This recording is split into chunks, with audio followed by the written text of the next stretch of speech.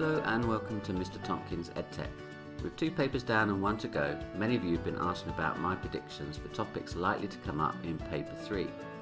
So I thought I'd make this quick series of videos compiled from questions covered in my practice papers and past paper walkthroughs. In each video I've taken one topic I think is a dead cert to come up on paper 3 and created a compilation of all the questions I recorded on just that one topic. In 24 we've been given quite a complex diagram with a circle and lots of other angles added in, and we're asked a series of questions. We need to decide whether or not they're true or false. So first up, the first question asks, is it true or false that AC is a diameter? Now if AC was a diameter, then ABC would be an angle. It'd be an angle in a triangle in a semicircle, wouldn't it? So this one here would be an angle subtended within a semicircle, and it would be a right angle, and it isn't because it's 92 degrees. So AC cannot be a diameter, otherwise that angle would be 90. So I'm going to tick false. False. Angle B is not 90 degrees.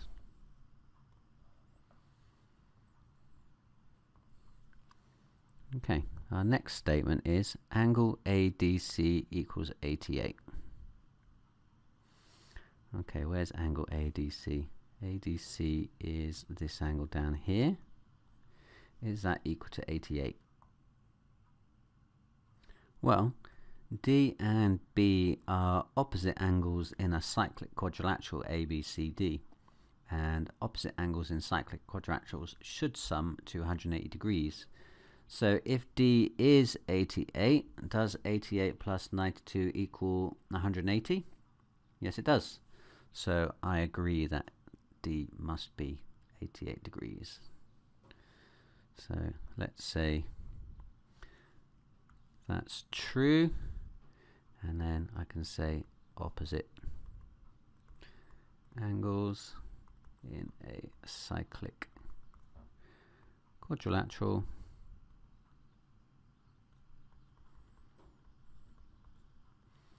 sum to 180 degrees. Right, next statement. Is ABCD a trapezium? Where's ABCD? Okay. Well, if ABCD is a trapezium, then I should have 2 parallel sides somewhere. Now, to help us decide whether or not that is the case, it would be helpful to find these 2 angles here, so this one here and this one here.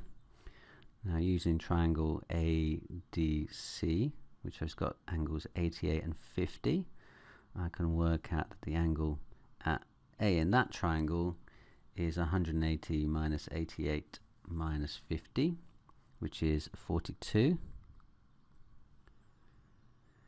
And the other angle, I've got 92, 38, which adds up to 130, so that one there must be 50.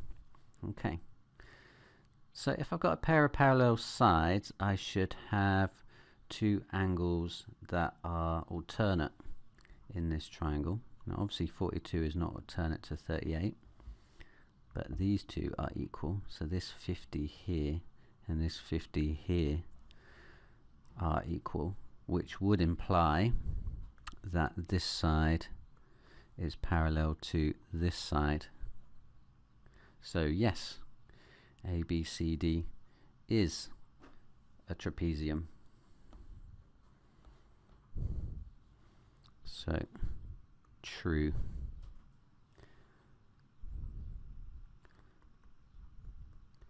Alternate angles are 50 degrees. Finally, we have to say whether DE is a tangent to the circle. So here's my line DE here, and I'm told that this angle here is 32. So if this is a tangent, then the angle in the alternate segment would be equal to 32. Now the angle in the alternate segment would be this one up here, which is 42. So they don't go together, unless I've added them up wrong. Hold on. Nope, definitely 42. So no, it isn't a tangent.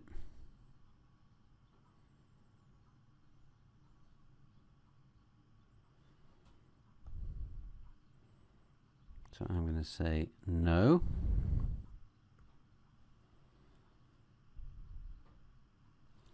And write that angle in alternate segment would be 32 degrees. Okay, 26 is circle theorems. I have A, B, C, D being points on circumference, O is the center, AC is a diameter of the circle, and AT is a tangent. Okay, so let's take AC first off. If AC is a diameter, then the angle in the semicircle is going to be a right angle, so I've got a right angle there. Now I know that this angle here plus the 72 make up a straight line because I know that AC is a diameter. So that angle there must be 108. Now I don't know if you can see this, but you've got an angle subtended at the center and an angle subtended at the circumference from the same 2 points. So this angle here must be half of that 108, so that must be 54, making this part of the angle what's left out of the 90 degrees. That bit there is going to have to be 36. Okay, now coming over to our tangent, we've got a tangent here and this angle here is y, then I've got a tangent and a chord drawn at the point of contact. So the angle subtended here, look, that is alternate segment theorem. Using the alternate segment theorem, I can see that that's got to be equal to my y value. So this one here and this one here are equal. So y equals 36 degrees. Okay, now looking at this angle here, now that one is subtended from the same chord as this 30. You can see they're both subtended from this chord along here. So this angle up here is also going to be 30. That's going to be 30 degrees in there. So then using my right angle triangle, I can work out that this one, x, then is going to be 180 minus my 90 degrees minus my 30 degrees. So that makes it 60 degrees. X is 60. So write that below the line, x is 60. So just writing those answers in the box, 60 and 36. 27. Right, question 26. A and B are points on the circle with the equation x squared plus y squared is 25. A is the coordinate 3, 4. B is a point on the y-axis, and PA and PB are tangents. Okay, let's just think about that information and tell what extra information it tells us. If x squared plus y squared equals 25, we know that equations of any circle are in the form x squared plus y squared equals r squared, where r is the radius. In other words, this is a circle of radius 5. Okay, what else do we know? So that's 5 from there to there. B is a point on the y-axis, yep, fair enough, and PA and PB are tangents. That means that they must touch the circle at 90 degrees, which would imply that BP is parallel to the x-axis then. Okay, so what does the question then go on to ask us? Show the coordinates of B are 0, -5. Well, we already know that the radius of circle is 5. So, well, that's it then, isn't it? So if that's 5, there's not really much more to say about it. So B is that.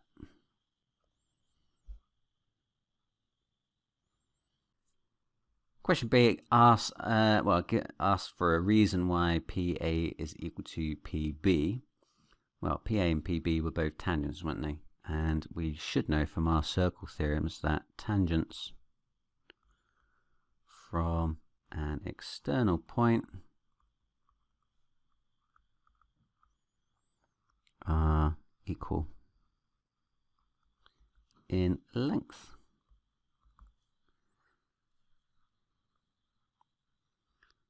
Right, part C, P is the point AB. Work out the values of A and B. Okay, so we need to work out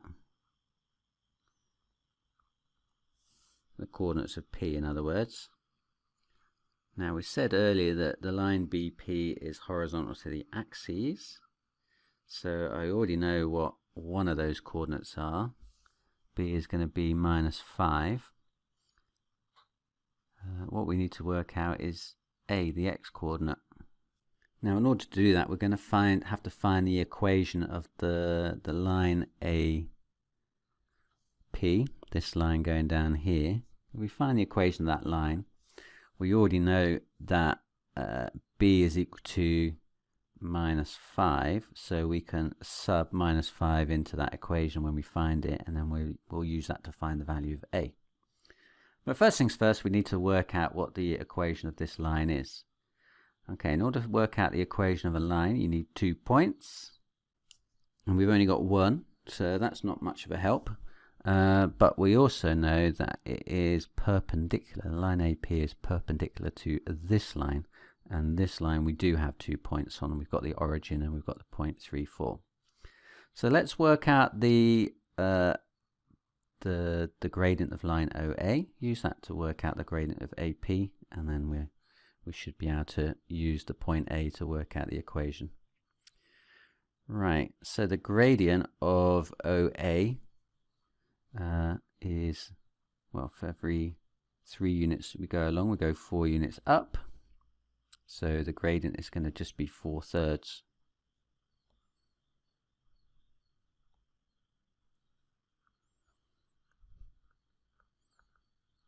Gradient of OA, I'm going to call it M1, and that is equal to 4/3. That comes from the coordinates of the point given on the circle.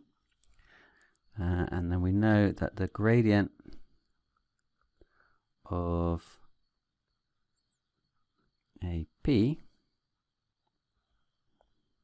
which I'm going to call M2, is equal to -1 over M1. So the reciprocal, negative reciprocal of our first gradient, so it's going to be -3/4. So equation is going to be of the form y equals -3/4 of x plus c, where c is our y-intercept. Now we can find the y-intercept by substituting in 1 point on the curve, or on the line. So I'm going to sub in this point here, 3, 4. So line passes through 3, 4. So 4 is equal to -3/4 of 3 plus c.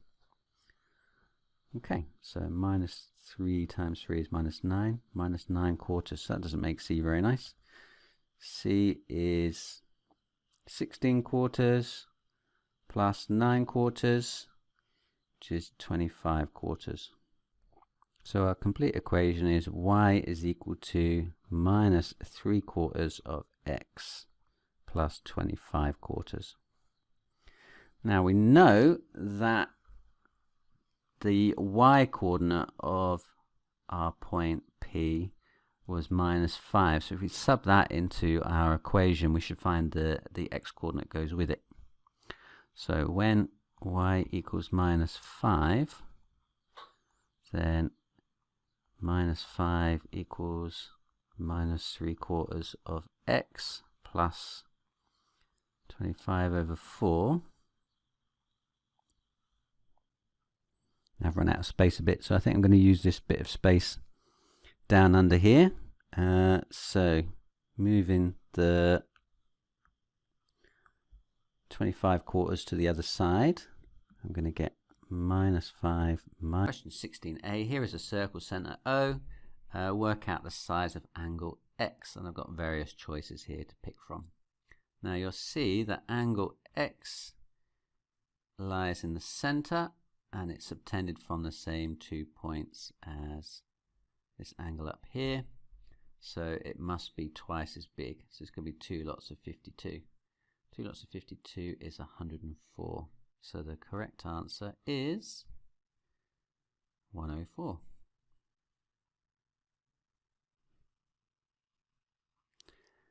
Question 16b. M, N and S are points on circle C1. So you can see they're all on the circumference of that circle. RST is a tangent to C1, and circle C2 passes through the centre O, S and M of circle C1. And we need to prove that SM is not a diameter of the circle C2. Okay, so where is SM? SM is this line here, isn't it? Okay, there's my line SM. Now, if it was a diameter, then it means it would pass through the middle of the circle. And it also means that any angle I subtended from it would have to be a right angle, because an angle subtended in a semicircle is a right angle. So if SM was a diameter, then that would have to be 90 degrees. Now, if that was 90 degrees, then this angle here must be half of it, must be 45 degrees. But is it? I don't think it is, because I've got a tangent here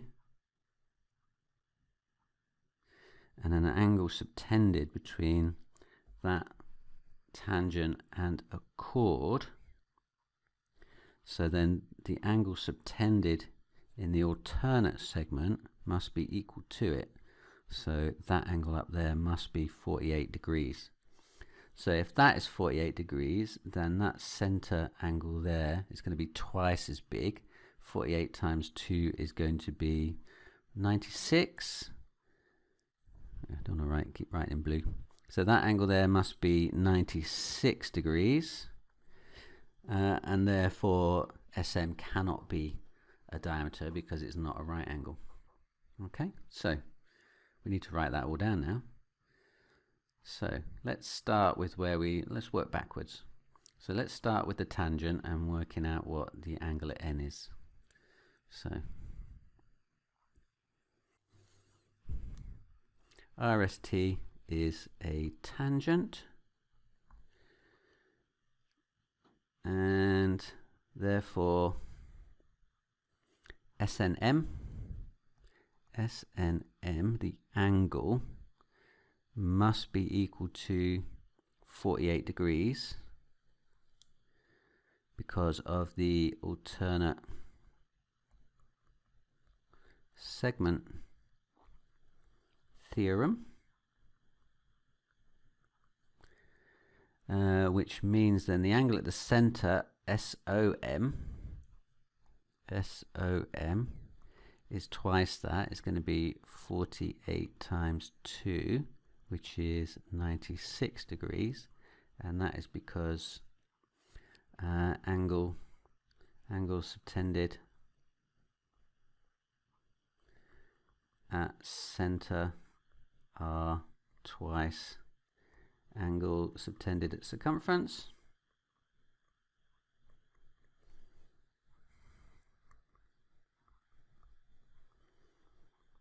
So you have to learn these rules really, so you can write them down like this, and then so now we're saying that SM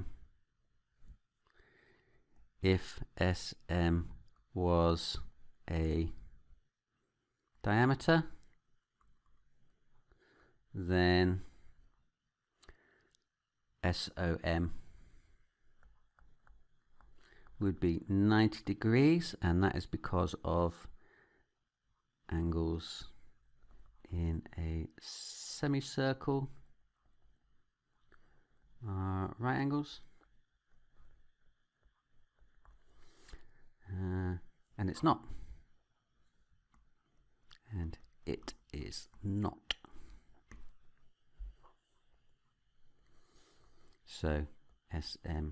Question 12, we've got a circle theorems question. The blurb at the top says A, B, C, D, E and F are points on the circle, and indeed they are. No other information to add to my diagram. Circle the line that is a diameter to the circle. Okay, now for it to be a diameter, what we want to be able to do is use our circle theorem that involves a diameter. So if I've got a diameter and I subtend an angle in it, then this one here will be a right angle. So I can use that to work out which is going to be the semicircle. So I'm looking for a 90-degree angle. So in this first triangle, I've got 5 and 95. So working out the third angle of that one is going to be 180 take away 95 take away 5.